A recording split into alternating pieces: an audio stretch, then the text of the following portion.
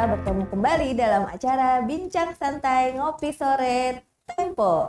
Ngobrol inspirasi sore-sore Tempo bersama saya, Eka Pramita, yang akan memandu acara ini hingga 1 jam ke depan. Nah, acara ini juga bisa Anda saksikan di YouTube Tempo Media, tempo.co, dan Facebook Tempo Media yang diadakan setiap akhir pekan untuk mengangkat isu-isu yang menarik di sekitar kita dan cerita-cerita yang bisa memberi inspirasi bagi kita semua. Nah, sahabat Tempo, senang sekali pada kesempatan sore hari ini kita akan membincang sesuatu yang sangat menarik, yaitu soal fashion. Nah, fashion ini setiap hari kita pakai ya Bu ya, setiap hari dekat dengan kita, tapi kita jarang sekali membicarakannya lebih detail dan seperti apa pengaruhnya buat industri mode di Indonesia khususnya. Terlebih jika kita berbicara mengenai tren fashion setiap tahunnya, karena kan berubah terus ya. Saya pernah dengar katanya mode itu berputar begitu ya. Jadi sebelum kemudian teman-teman untuk nanti menyaksikan sendiri tayangan-tayangan mode, kita sebelumnya ada yang namanya proyeksi tren atau memprediksi kira-kira tren apa sih selama tahun ke depan yang akan bisa menjadi inspirasi bagi para pelaku mode dan tentu saja para desainer. Nah, sudah ada di samping saya bergabung bersama acara Ngopi Sore. Di sebelah kiri saya ada Ibu Dina Midiani, yaitu seorang trend expert. Boleh menyapa dulu sahabat Tempo? Selamat sore sahabat Tempo semua. Yang kedua ada Mbak Ovi, salah satu desainer dari Indonesia Fashion Chamber, benar? Ya, betul. Silakan menyapa dulu sahabat Tempo. Halo semua sahabat Tempo, saya Ovi dari Indonesia Fashion Chamber Jakarta. Wah, ini kira-kira Ibu Dina sama Mbak Ovi lagi sibuk apa nih? Mungkin bisa Bu Dina dulu nih. Sekarang ya kita nih kalau udah menjelang akhir-akhir tahun, hampir ya, menjelang akhir tahun itu biasanya memang sudah banyak sekali acara-acara fashion yang kita tayangkan untuk memberikan gambaran gimana nih perkembangan fashion untuk kedepannya. Jadi kita lagi siap-siap untuk acara di Bali dengan teman-teman dari AFC Bali. Kemudian di Semarang juga kita punya tadi di Bali Fashion Trend, Semarang Fashion Trend. Kemudian juga akan ada acara di Jogja. Dan kita juga mau ada acara di Prancis. Wah, seru sekali tuh. Bawa karya-karya teman-teman ke Paris untuk show juga. Kemudian juga akan ada acara lagi di bulan Oktober untuk Muslim Fashion. Begitu juga nanti di November kita juga punya acara juga untuk spotlight kita. Untuk bukan hanya Muslim tapi semua karya yang terutama berbasis wastra. Oh ya, spotlight pernah saya datang di Post Blok kalau tidak salah. Iya, Desember yang lalu ya. Betul. Tahun ini November. Datang lagi ya. Insya Allah. Nah, kalau Mbak Opi sendiri nih lagi mau ngeluarin koleksi apa nih kira-kira nih? Kalau kebetulan memang acara AFC itu banyak sekali, jadi saya sudah mempersiapkan juga. Kebetulan sudah ada buku trennya juga, jadi saya akan mengambil salah satu atau mungkin beberapa gabungan yang memang sesuai dengan DNA saya. DNA-nya apa kalau boleh tahu Mbak Opi? Sebenarnya baju saya modest ya. Modest, oke. Cuman saya juga masukin wastra juga, jadi ada eksotiknya gitu ya. Ada juga bercampur dengan teknologi. Misalnya menggunakan 3D printing untuk beberapa pattern. Oh, gitu, jadi ya, menggabungkan juga dengan wastra ya. Tetap ada unsur kearifan lokal ya tentu saja. Iya. Baiklah, sebelum lebih jauh, mari kita lihat tayangan berikut ini.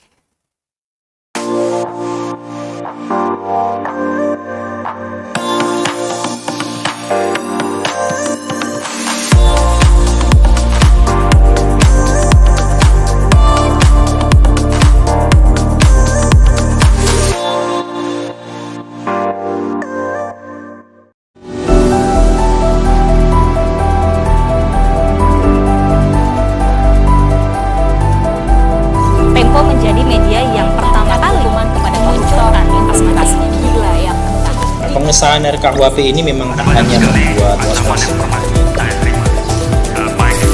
Yang dikomentari itu adalah cover story koran Tempo pada tanggal.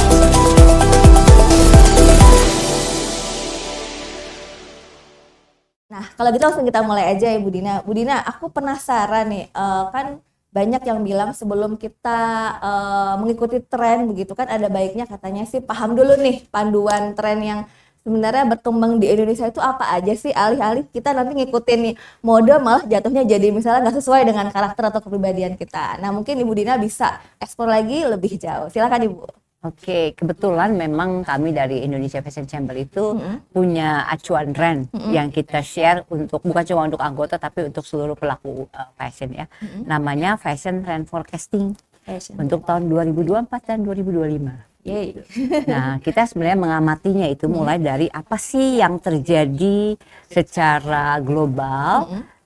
Kan orang selalu berubah ya. Betul. Namanya juga kalau fashion itu katanya lifestyle, Betul. gaya hidup. Nah, gaya hidup kan nggak mungkin statis, pasti berubah terus. Nah, ada yang mempengaruhinya, pengaruh dari politik, sosial, ekonomi, seni dan sebagainya. Kita amati apa yang terjadi, kemudian kita coba rumuskan.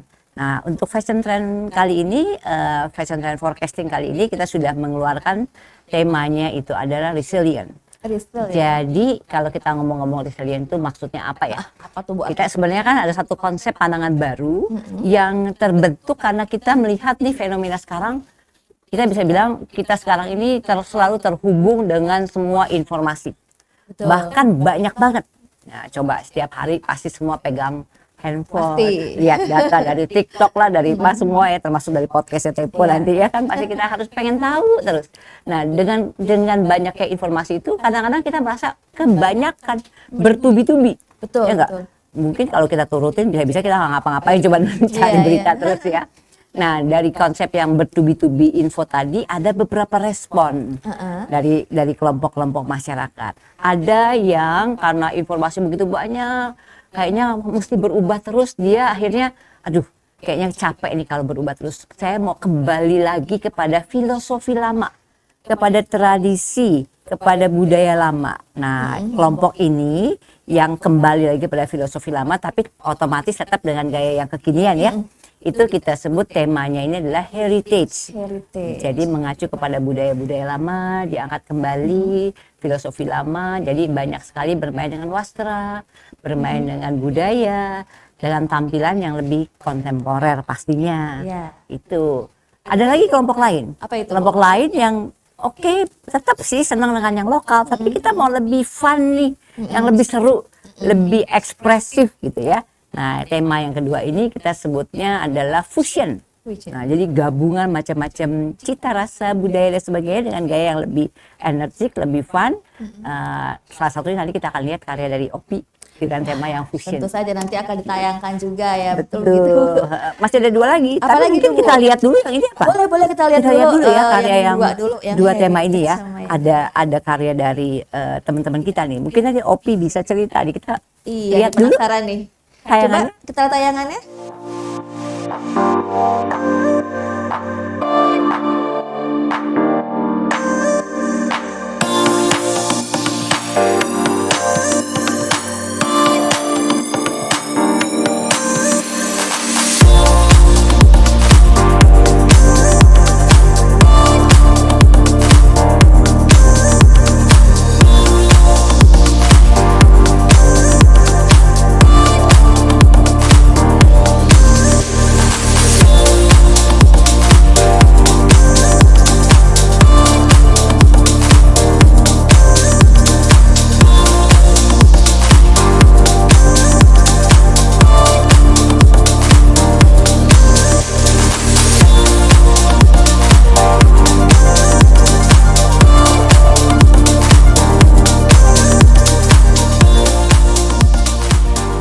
Oke, mungkin sudah mendengar penjelasan dari Ibu Dina, mungkin sekarang ditambah dari Mbak Opi, kira-kira ini yang heritage dan fusion ini seperti apa saja nih looknya? Oke, di sini busana heritage-nya yang berasal dari tradisi dan akar budayanya dari karya Mbak Emite. Mbak Emite. Iya. Oke. Desainer ini mengangkat sarung, Sarung. yaitu sarung Bali Sarung dengan Bali. tampilan baru yang dibuat, dijahit dari sarung songket, Songket. lalu dijahit digabungkan dengan tenun. Tenun. Dan polanya digabungkan sehingga berbentuk sarung kontemporer gitu. Oke, Dan- wow, menarik. yang menarik atasnya ya, itu terdiri dari beberapa bahan perca, bahan sisa yang digabung-gabungkan dengan pola yang memang tidak tidak biasa gitu loh. Jadi di belakangnya nanti kita lihat bahwa ada seperti cape gitu, sayap ya Bu ya. Terus depannya juga seperti asimetris gitu. Ya. Jadi memang Tidak benar-benar berurutan ya. ya tidak beraturan. Tidak gitu. beraturan gitu. Jadi kayak distorsi gitu ya. Distorsi, benar ya. Tapi tetap selaras jadi kalau dipadukan dengan tadi sarung Iya, itu ya. betul. Tapi memang kalau berbicara soal wasra di Bali juga terkenal dengan kalau tidak salah kain endek ya kalau pernah. Benda yang pernah diambil oleh Iya. Christian Dior kemarin. Iya benar-benar sempat jadi ini juga ya. Artinya Ya, tadi tuh yang Gimana? bicara mengenai atasnya si MIT itu sebenarnya dekat dengan konsep sustainable fashion. iya benar. Kita kan selalu Sustainable lagi fashion. bicara tentang sustainable fashion ya, bahwa kita harus peduli nih dengan lingkungan. Sebenarnya sustainable fashion nggak cuma ngomongin mengenai memanfaatkan bahan alam atau upcycling, recycling, tapi kita juga ada bagaimana kita mengelola pekerja kita, energi, save energy dan sebagainya. Ya yang tadi benar ya si MIT ya. Nggak lupa juga itu sarung itu zero Zero pattern. pattern, zero waste pattern ya. Tidak menyisakan bahan berarti ya. Tuh, Iya, jadi, memaksimalkan pemakaian bahan. menyatukan bahan, jadi sama sekali nggak ada Nggak sisanya ada sisa gitu. ya, benar-benar sih. Terus tadi yang atasan juga kan memadukan beberapa bahan sehingga itu bisa dipakai dari bahan yang utama mungkin ya, yang Tuh. bahan utama masih bisa kepakai lagi begitu ya. Cara pakainya juga bisa berubah-berubah sebenarnya. iya. Ya kan? Tadi dengan konsep pattern yang seperti itu, mau di yang bagian belakang tadi berlebih panjang, kalau diubah jadi ke depan juga bisa, ke samping juga bisa. Jadi sebenarnya mengundang teman-teman untuk berkreasi dengan karyanya. Wah menarik banget. Nah itu kan tadi penjelasan yang heritage. Kalau yang fusion gimana nih Mbak Opi tadi tampilannya lah? Iya, fusion itu gabungan dari berbagai macam gaya, gitu. Berbagai macam gaya. Dan betul. juga tidak lupa juga mengangkat lokal gitu. Seperti misalnya baju kebaya. Kebaya. Wah itu cocok sekali tuh. Selasa berkebaya. Ya, tapi kebayanya ini stylingnya unik ya. Jadi justru kembennya taruh di luar, ya, di atas kebayanya, dan juga gabungan dari pola rok balon yang kerut-kerut dan kembung, dan juga disatukan dengan motif dan juga tekstur. Tekstur, oke. Motif, tekstur, terus dari bordiran, ada bordiran kerancang, ada juga bordiran motif. Rancang tuh Betawi. Sebenarnya ini ya, Sulawesi ya. kerancang. Betawi. Pernah Cuman dengar. Indonesia ini kaya sekali Iya, dengan iya, tekniknya, iya, benar-benar. teknik bordirnya tuh banyak. gitu. Akhirnya juga masing-masing daerah juga punya ya. Iya, warna-warnanya juga bertabrakan, ada kuning, ada hijau.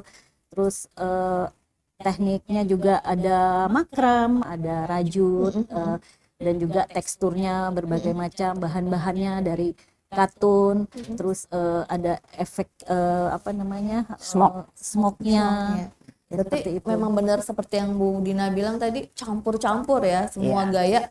Misalnya kita menabrak pakem lah, tapi tetap dalam satu kesatuan kayak gitu ya. Iya, Jadi kalau yang fusion itu memang kita mengambil berbagai macam kerjaan tangan Betul. sebenarnya. Baik yang keluar dalam bentuk kain, tenun, batik dan sebagainya, juga pekerjaan tangan tadi ada makram, ada smoke, ada mungkin ikat-ikat, ada. Jadi semua pekerjaan-pekerjaan tangan itu dijadikan satu kesatuan sehingga menjadi lebih menarik dan dikombinasikan dengan lebih bebas sih. Jadi ada unsur simbiotik dan ada unsur borderless, jadi kayak lepas dari semua pakem-pakem. Kalau tema yang pertama tadi ada pakem-pakemnya, itu masih ada pakemnya, masih ada terkendalinya, walaupun tetap juga kreatif ya. Tapi yang kedua ini, tema kedua itu memberi kesempatan untuk lebih eksperimen. Lebih eksperimen seluas-luasnya. Benar. Jadi teman-teman punya busana lama bisa dipakai lagi, bisa dikreasikan kembali gitu. Baju lama bersemi kembali lah. Betul ya. Oke, sekarang kita melihat untuk menjelaskan dari Ibu Dina untuk gaya ketiga dan keempat ya, atau tren ketiga dan keempat. Silahkan. Oke, yang tiga itu ini buat yang lebih energik nih, ya, karena kita konsepnya adalah new spirit. Wow. Nah, banyak orang sekarang karena masalah tadi dengan adanya COVID masih sisa-sisa kan ya. Sekarang pengen melepaskan semua kepenatan dan stres dan sebagainya dengan pergi ke banyak daerah yang menarik, Traveling, bereksperimen, traveling gitu ya. Sport juga, melakukan semua aktiviti yang berhubungan dengan sport itu sehingga tampilannya lebih muda kesannya. Nah, kalau tadi warna tadi kita belum sebut warna ya. Di tema pertama itu warnanya cenderung lebih ke klasik. Yang kedua memang ada banyak warna-warna alam yang berpadu. Yang di sini warnanya lebih bright, Lebih berani, bright. lebih ada warna-warna neon tanda arti gitu. Yang pokoknya yang semua yang lebih menimbulkan semangat energik gitu ya. Tampilannya juga lebih sportif. Kalau kita lihat karya yang teman kita ini nanti mungkin akan dijelaskan oleh Mbak Opi lagi, itu mudah banget deh buat anak-anak muda, pas banget deh gitu ya. Kalau yang keempat, yang tema yang terakhir tawaran kita itu kita hidup di era yang nggak jauh-jauh dari semua berbau teknologi. Betul. Nah, kan pasti udah semua alam udah ada, budaya ada, teknologi pasti juga banyak kelompok orang yang senang dengan hal seperti itu. Betul, betul. Jadi ini adalah cyber chic. Jadi ada unsur cybernya, tapi ada chicnya juga. Tetap mengangkat juga dari pekerjaan tangan, dari budaya, bisa keluar dengan wasra, bisa juga keluar dengan pekerjaan tangan kita, craft kita. Ya, otomatis colornya itu lebih warna-warna yang digital, arah-arah ke digital, banyak nuansa keabuan, nuansa-nuansa agak highlight.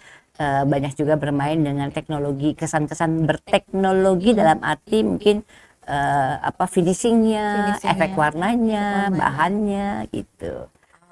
Menarik. Kalau karyanya mungkin Mbak Opi nih bisa ceritain. Nah, mungkin boleh tadi dijelaskan lagi nih Mbak Opi untuk look yang nomor 3 sama nomor 4 tadi, New Spirit dan Cyber Chic. Ya, karya yang ketiga ini dari Raigita Zoro. Oh iya, kita. Ya. Jadi konsepnya healing dan hidup sehat. Jadi gayanya sporty ya, Sporty. dengan warna-warna berani. Banyak juga utility design, banyak pocket-pocket, banyak zipper, dan juga baju-baju yang loose. Jadi memang geraknya lebih dinamis ya Bu Ina ya. Seperti ini mungkin ya tampilannya ya. Dengan bomber jacket dan juga celana jogger dan juga sepatu-sepatu yang memang sporty gitu, tampak nyaman dipakai. Oke, menarik banget. Nah, kalau yang Cyber Chic ini dari siapa dan seperti apa nih Iya. inspirasinya? Kalau cyber chic itu dari Ibu Nuni Mawardi. Ibu Nuni. Beliau banyak bereksperimen dengan tekstil, jadi banyak manipulating fabric yang mirip seperti gadget ya Bu ya. Jadi kalau teknologi gitu ya kan, ada gadget ketika dibuka ada mesin-mesinnya, nah seperti itu. Jadi ada warna seperti efek silver, biru gitu, dan mungkin lipatan-lipatan yang memang repeat ya, berulang, dengan tekstur yang bermacam-macam, dari smoke juga, dengan teknik smoke, dengan teknik draping juga. Draping Jadi ya. bajunya ini siluetnya bisa bermacam-macam, jadi bisa kekun, bisa A-line, terus banyak hal yang simetris gitu. Terus Intinya kalau di tema yang keempat itu eksperimental juga. Sebenarnya secara keseluruhan 4 tema kita ini menawarkan kesempatan buat pemakai atau pembuat ya, untuk menawarkan satu konsep yang eksperimental gitu. Jadi kita bisa dia berhubungan dengan pakem-pakem tadi, bisa juga lebih berani, bisa lebih sportif, bisa lebih berteknologi, tapi semuanya memberi kesempatan buat pemakai atau pembuat untuk mencoba memadu padankan, tampil dengan gaya yang lebih ekspresif gitu. Jadi kalau sekarang memang kalau ngomongin tren, bisa dibilang gak ada batasnya lah, gitu ya, banyak banget pilihannya. Jangan ragu untuk bereksplorasi yang sesuai dengan gaya masing-masing. Betul, Gitu ya, yang Bu paling Nuni. penting tahu gaya kita sih. Betul itu. Biar nggak jadi kayak ikut-ikutan aja gitu kan, Bu. Betul. Baiklah, sahabat Tempo, kita sudah mendengarkan penjelasan awal dari para tamu kita. Menarik sekali obrolannya. Kalau begitu ada banyak informasi baru yang akan kita lanjutkan setelah jeda berikut ini.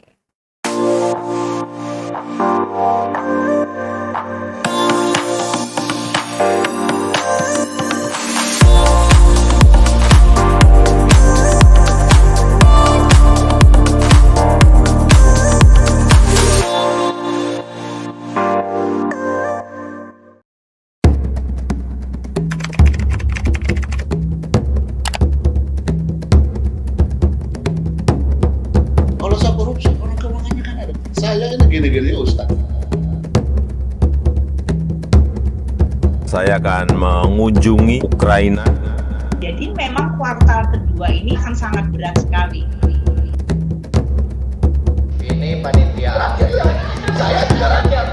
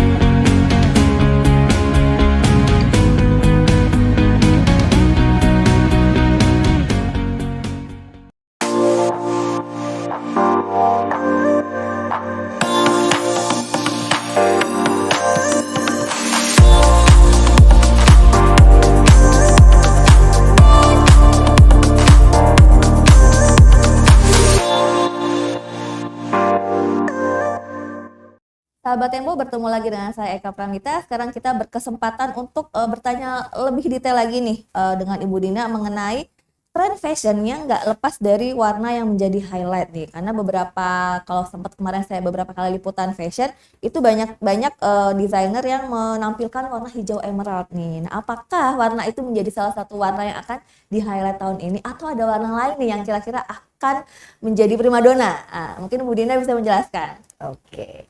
Jadi memang kalau kita ngomong tadi tren, kan kita udah bicara ada 4 kelompok ya. Ya. Sebenarnya kenapa sih ada 4? Ini berhubungan dengan selera orang.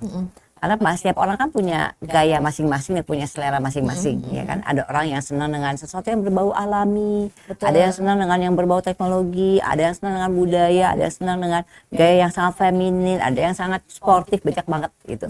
Nah, 4 tema ini sebenarnya menawarkan 4 konsep yang berbeda untuk kelompok yang berbeda. Nah, pastinya dari 4 kelompok ini pasti ada warna yang ditawarkan yang juga berbeda-beda. Seperti tadi saya bilang, kalau yang heritage itu arahnya lebih kepada budaya, jadi banyak nuansa warna tanah, ya. Tapi ada aksen-aksen warna-warna yang bright juga. Kalau yang tema kedua fusion, bicara dengan alam, dengan nuansa-nuansa alam dan budaya. Yang ketiga adalah new spirit yang lebih muda, lebih fun, lebih sportif. Yang terakhir lebih digital. Nah, si emerald ini sebenarnya salah satu yang ditawarkan di tema kedua. Fusion. Tema kedua fusion ya. Jadi ada, karena bicara mengenai alam dan sebagainya itu ada. Dia dekat dengan alam Dekat ya. dengan alam, tema kedua. Tapi apakah si fusion ini dengan tema si hijau emerald itu akan menjadi hit seterusnya atau tidak? Itu sangat tergantung kepada berapa banyak teman-teman yang menawarkan. Kebetulan yang waktu dilihat di Jogja kemarin ya, di Jogja teman-teman ternyata banyak nih yang mengangkat si emerald ini, Iya, betul, ya kan? betul. Nah, kalau semakin banyak yang mengangkat, mungkin akan menjadi tren. Jadi kalau kita ngomongin tren, sebenarnya itu kesepakatan. Oke. Bisa menjadi satu sindikat.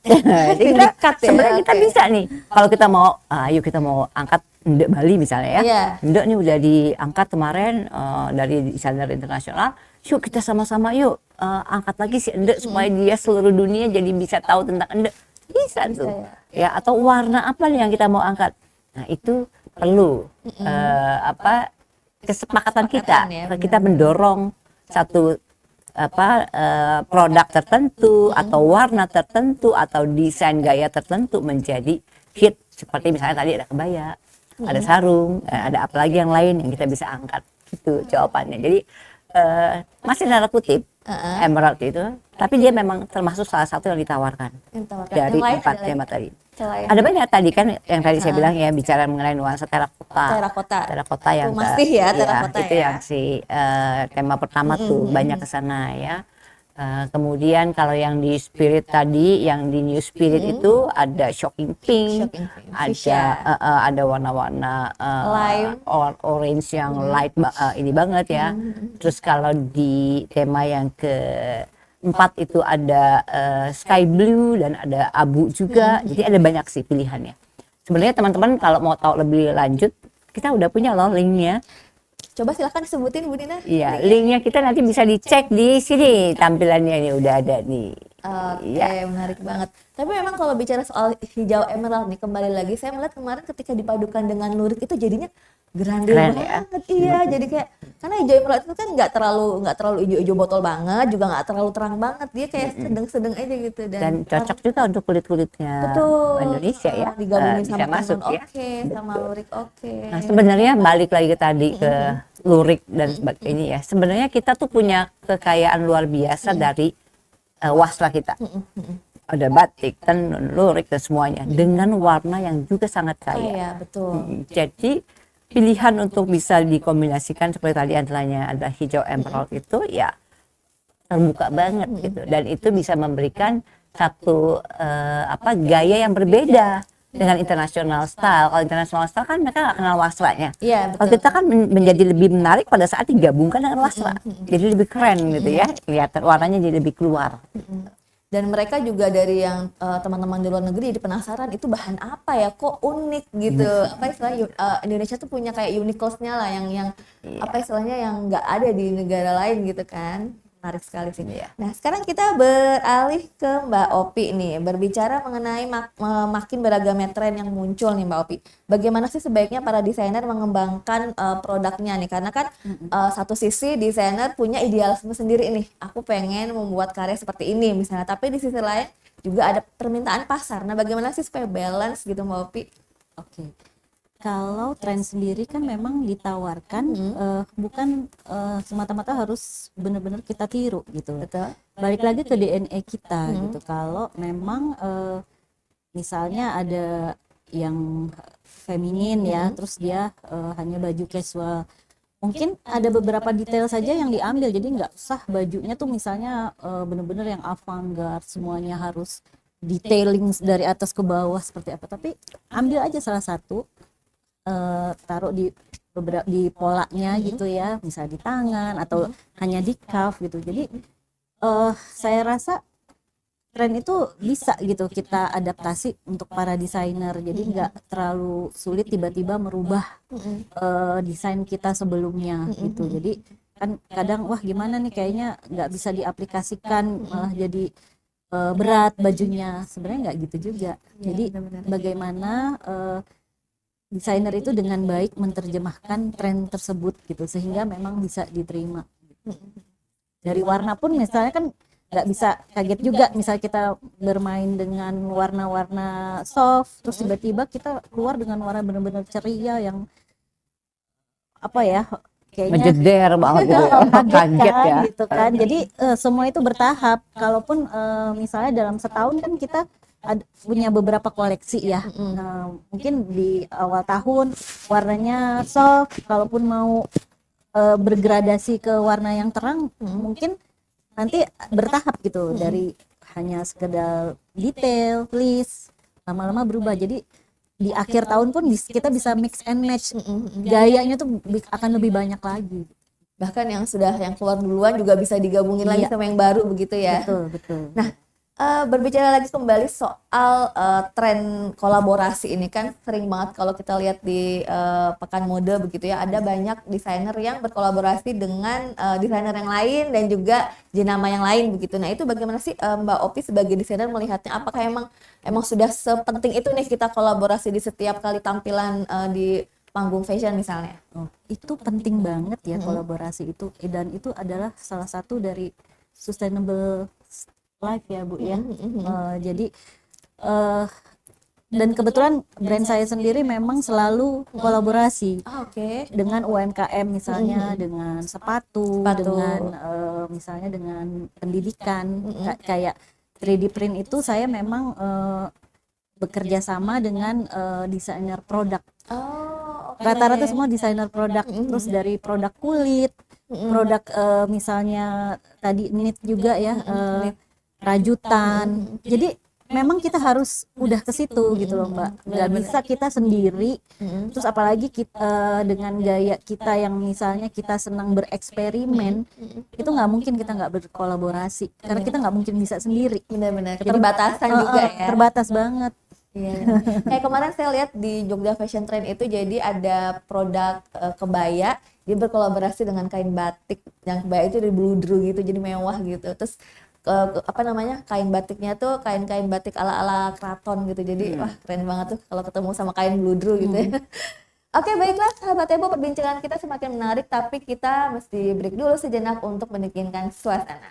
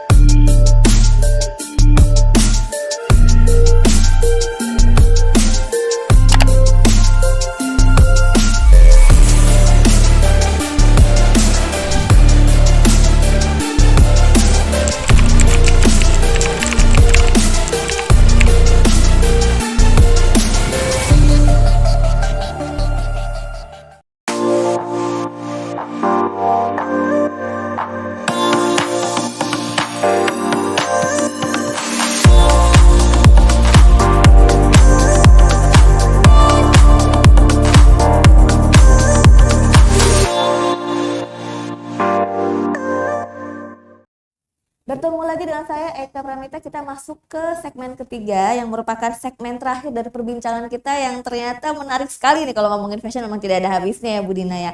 Saya masih penasaran nih Bu Dina.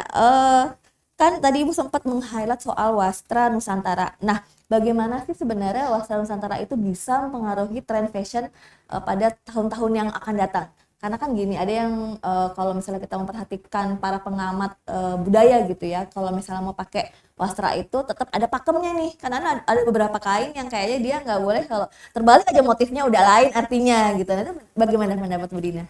Ya. Sebenarnya ada dua hal ya. Ya. Kalau kita bicara mengenai untuk melestarikan pelestarian, yaitu kita harus sesuai dengan pakem. Oke. Gitu. Kita nggak boleh otak-atik dan namanya untuk kita bicara mengenai ada filosofi tertentu, ada aturan tertentu yang harus kita jaga dan harus kita turunkan turun-temurun sehingga konsep ini tidak hilang gitu ya. Betul. Itu harus kita jaga. Tapi ada juga sisi yang lain, kalau kita mau lebih mengembangkan itu bisa agak mengabaikan di sini. Jadi ada dua jalan gitu ya. Kalau kita mau bicara mengenai budaya dan sebagainya ya harus ikut pakem. Tapi kalau kita bicara mengenai industri, pengembangan industri ready to wear, apalagi baju siap pakai, ya itu boleh dianggap sebagai tekstil aja gitu. Nah, bahkan juga ada tekstil kan, ada kain-kain batik yang batik tulis, batik cap, ada juga batik printing. Nah, betul. printing sebenarnya bukan batik lagi tapi motif batik ya. Tapi kita nggak bisa larang dong. Orang mau bikin print, mau bikin baju dengan motif print, nggak apa-apa. Dengan membuat batik printing ya nggak apa-apa juga. Ada pasarnya sendiri. Asal jangan yang printing itu disebut-sebut sebagai batik tulis atau batik cap ya. Harus jujur. Ini adalah batik printing. Begitu juga tenun. Tenun ada tenun yang dibikin dengan udah HTBM, ada tenun yang masih gedokan, masih aslinya. Jangan juga yang tenun yang dibikin jumlah banyak ini disebut-sebut sebagai yang aslinya gitu.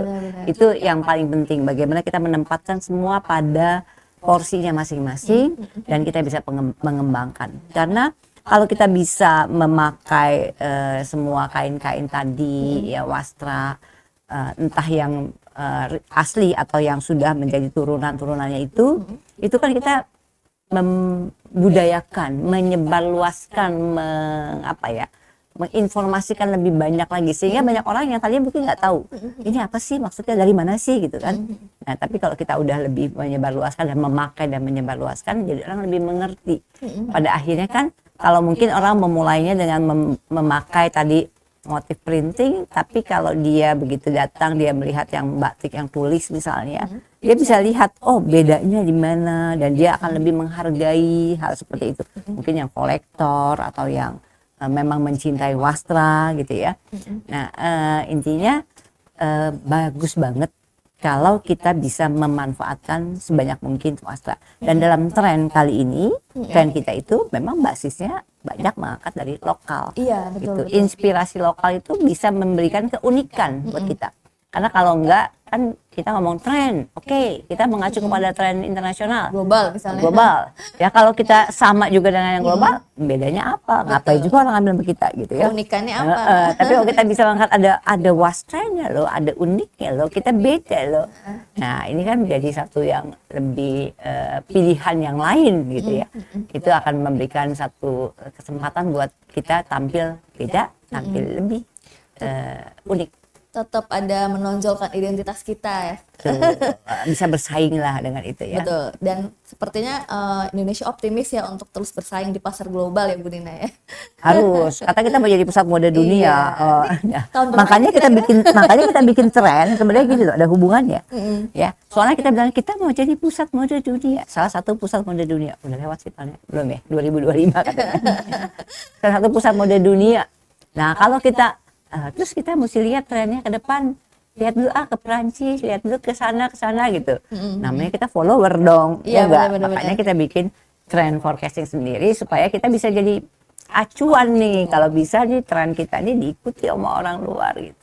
Kita ngomong, tema yang ke depan nanti adalah budaya dengan heritage. Kita ambil tradisi budaya Jawa misalnya. Nah orang jadi pengen tahu Jawa kayak apa sih, keraton gimana, gayanya kayak gimana gitu kan, baju-bajunya seperti apa, dodot tuh seperti apa sih dengan motif-motif ini gimana gitu. Jadi kan kita bisa menyebarluaskan, menginformasikan tentang budaya kita melalui tren, melalui fashion gitu.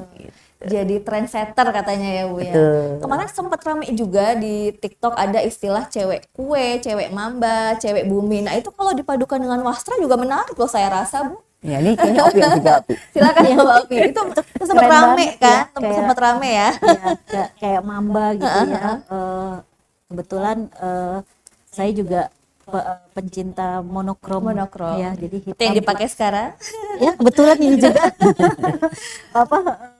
jadi beberapa desainer memang ada yang membuat wastra batiknya sendiri dan juga tenun berwarna hitam putih gitu loh. Menarik. Dan itu kan memang warna yang jarang di wastra. Jarang. Dan sebenarnya hitam putih kalaupun ada paling di antara 10 mungkin ada satu gitu. Tapi kan kalau dengan adanya desainer kita punya ide pengen hitam putih, mungkin pengrajin mungkin akan bisa mengembangkan warna-warna tersebut gitu. Terus cewek kue ya yang apa namanya warna-warna ya itu Pink. juga New spirit ya. Iya, new spirit ini. New spirit, cewek kue. gitu. Kue mamba sama Sama bumi. bumi ya lebih Earthy natural tone. ya earthy tone. Warna Jadi, alam. warna alam juga yang pertama ya Bu. Iya, heritage. Tema satu heritage. Tapi kan bisa juga nggak monoton warna Betul, natural aja, kita selipkan sedikit warna-warna terang. Ada gitu. aksen-aksennya. Iya. Ada aksennya. Oke, kalau dari tim IFC sendiri nih, teman-teman desainer di IFC ini sudah melakukan pendampingan atau semacam edukasi apa sih ini untuk teman-teman di luar sana yang pengen tahu informasi model lebih lanjut? atau teman-teman desainer yang baru saja mau merintis nih gitu. Seperti apa nih dampingannya dari tim IFC ini? Tadi kita punya trend forecasting kan, fashion trend forecasting. Nah, dari situ itu kita sharing tuh. Selain kita sharing, kita juga sering bikin seminarnya. Seminar. Jadi seminarnya bisa ada online sama offline. Kebetulan nanti kalau di acara di Bali akan ada seminar tren di Bali. Wah, keren. Tanggal 4 di Bali. Nanti teman-teman yang di Bali ya. Nanti di Semarang juga akan ada fashion trendnya tanggal 10 kalau nggak salah. 9 apa 10 bulan depan. Jadi sering tuh di setiap acara ada fashion trendnya. Kemudian kita juga sering ada pendampingan, bikin workshop juga ada workshop. Kita kerjasama dengan banyak pihak sih. Ada dengan Kementerian Tenaga Kerja, dengan KUKM, dengan dinas dan sebagainya. Itu ada banyak workshopnya. Mungkin nanti bisa pantau ya dari Di Instagramnya juga ada Instagram ya. dari kita. Terus kita juga ada kerjasama dengan pendidikan dari untuk SMK, Vokasi ya. untuk pendidikan vokasi, untuk perguruan tinggi juga ada. Jadi sebenarnya banyak sekali sih. Bahkan kita punya standar kompetensi, kita bikin standar kompetensi sendiri untuk fashion. Benar-benar sama design. kayak kalau tidak salah juga ada lomba mode siong competition ya, Bu. Lomba mode bener, lomba juga banyak. Jadi sebenarnya gabung aja jadi komunitasnya AFC. Wah, ya kan? di mana nih? Tinggal di kotanya masing-masing. Nanti ada ya komunitas Indonesia Fashion Chamber, bisa di search juga, bisa gabung. Jadi walaupun banget ya. belum jadi desainer, tapi baru pengamat, baru mau ikutan, bisa gabung. Kita bisa rame-rame bareng-bareng belajar. Di sini kita sebenarnya konsepnya adalah kita sama-sama belajar, saling berbagi. Karena kan mau jadi pusat mode. Betul. Kalau pelakunya nggak kuat kan susah ya Iya, nggak? bener-bener. Jadi kita jadi pusat mode, makanya kita juga sebagai asosiasi punya Kuat dulu ya di dalam. punya obligasi juga untuk sama-sama merangkul, memperkuat begitu ya, bareng-bareng lah, saling sharing ilmu gitu. Iya. Dan menarik lagi tadi ketika Ibu Dina juga bicara soal kerjasama dengan SMK atau sekolah vokasi, ternyata mereka itu karyanya tuh luar biasa ya. Betul. Kayak dulu kan selalu bilang SMK nggak mau masuk SMK gitu, maunya SMA. Tapi ternyata sekarang karya-karya mereka tuh di panggung fashion tuh nggak kalah gitu loh dengan para desainer yang sudah duluan untuk muncul begitu ya Bu Dina ya. Iya. Seru Ya banget. memang karena kalau dulu mungkin belajar SMK itu belajarnya mikirnya sekolah SMK belajarnya cuma belajar jahit, Iya. belajar menggambar gitu. Nah sekarang kita udah kasih konsep yang berbeda bahwa dunia fashion tuh luas loh. Mulai dari yang kreasi sampai ke produksi sampai ke marketingnya, banyak sekali peluangnya.